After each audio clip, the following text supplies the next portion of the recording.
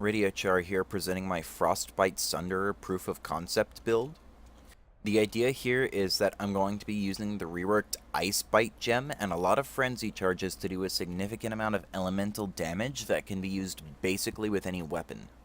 The Mace Frost Breath, however, gives a mod that says attacks with this weapon deal double damage to chilled enemies, which effectively gives me a 100% more damage on hypothermia trigger if I'm doing a lot of cold damage. This combined with the new change to chill so bosses and other high tankiness enemies can be chilled and frozen easier makes the build fairly powerful. I have an Oba's Cursed Trove I'm going to show off here. It's one of the highest maps that I have here in Standard. This character itself, as you can see, is definitely a proof of concept. A little hackneyed together. It's squishy, but it's because it's like a min-maxed for standard version that has a lot of damage sacrificed for tankiness. But you can see it's pretty effective, as long as I don't get hit. I have this on a little over a 30 chaos budget because I am using a 5-link Queen of the Forest that I spent about 20-25 chaos on. But apart from that, the build costs nothing except a chaos for the mace and a chaos for a jewel that you need to hit the strength requirement.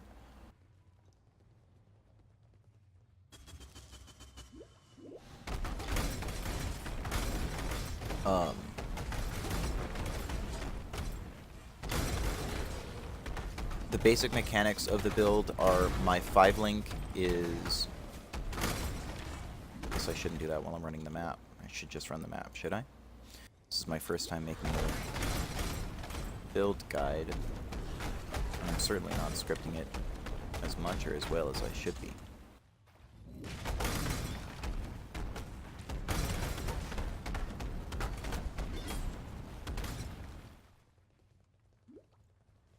Oh. We good? Come on, man. I'm gonna run out of time.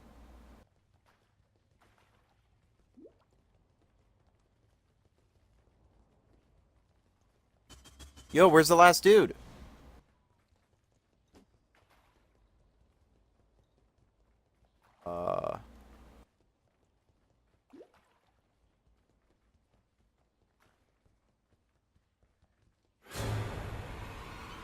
What? Okay. Maybe he died to the desecrated ground? No, that's the timer.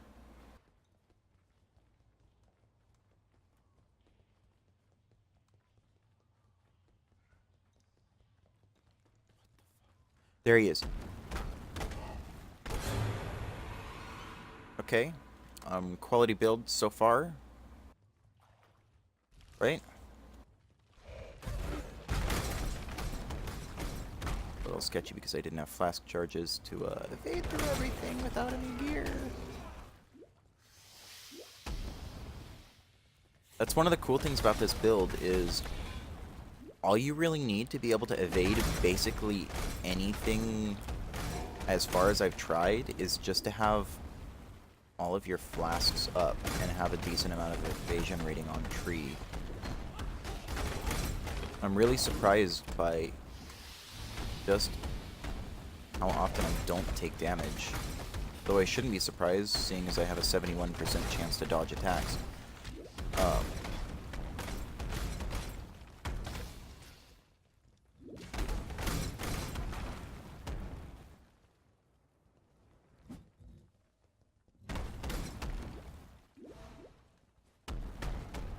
I'm on what, area 3 out of 5? I'm probably halfway in.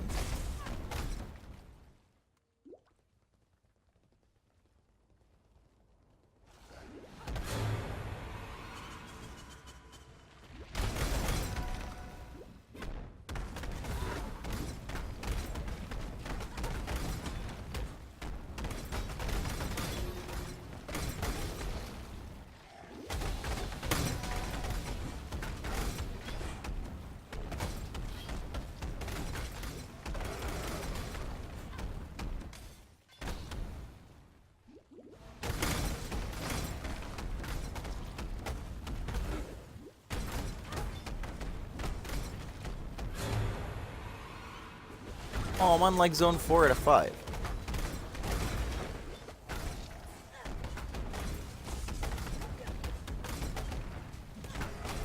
Could curse them and use my totem stuff. That would help, I suppose.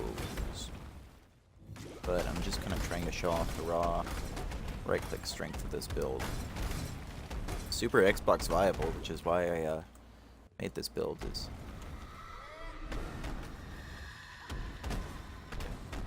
not for PC, let me tell you.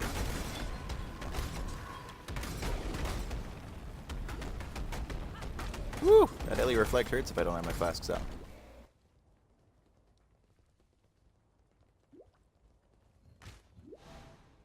There was that one guy back there. Or not? I'm really bad at this map, apparently.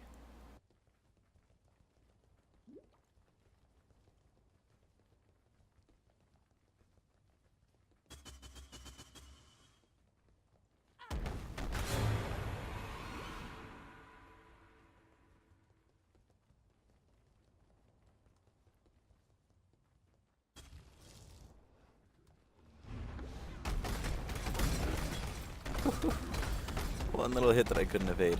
Oh, jeez. Certainly a soft core build without quite a bit of change. But that's why I'm posting the video. The video isn't to convince people to play my build. It's more to get help on it. Mathel's doing a very similar build to mine. Probably a better optimized version of mine. So I'm hoping to reach out to the internet with this video and see if we can't crowdsource some improvements. What I'm trying to say is help me fix my build. GGG. I'm in standard, I have all the DPS gear on, and I still don't one-shot everything.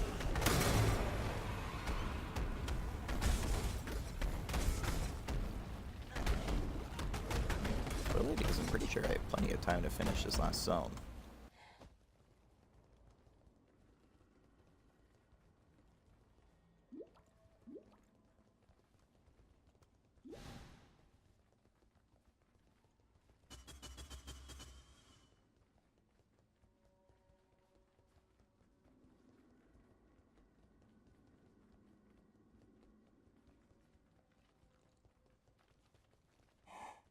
Oh. I thought it was my cat. And, alright. Cool. Okay. It would help if I didn't stand in that. But that's the build, guys. I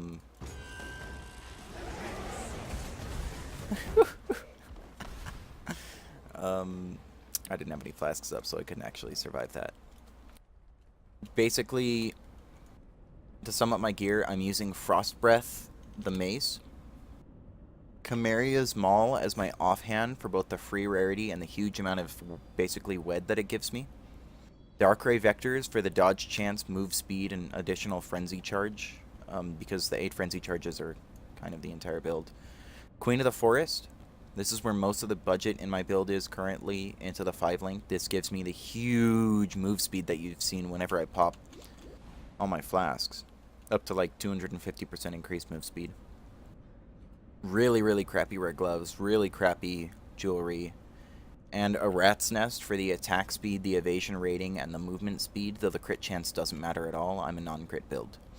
The Prism Weave gives me a whole lot of extra free damage after this, for not for absolutely free. I'm missing out on a lot of tankiness for the belt, but it's such a cheap belt, and it sends your damage just skyrocketing. It's amazing.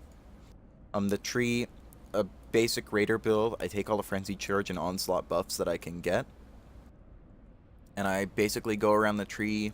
I get life, I get frenzy charges, I get a little bit of wed, and a little bit of cold damage.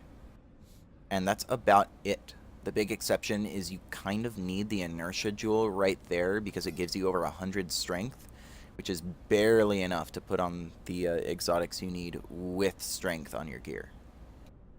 You can easily get strength nodes, but that's a lot of points in a build that kind of doesn't have the points to spare. My 5 link is Sunder, Hypothermia, Elemental Damage of Attacks, Added Cold Damage, and Ice Bite. That's about it. I'm not really using any other links other than Frostbite, Herald of Ice, and Wrath.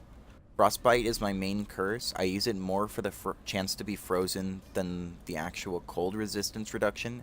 If you wanted overall damage, you'd sub Frostbite in for elemental weakness. Thank you for watching. That's my build, and I hope you like it, and I hope it likes you.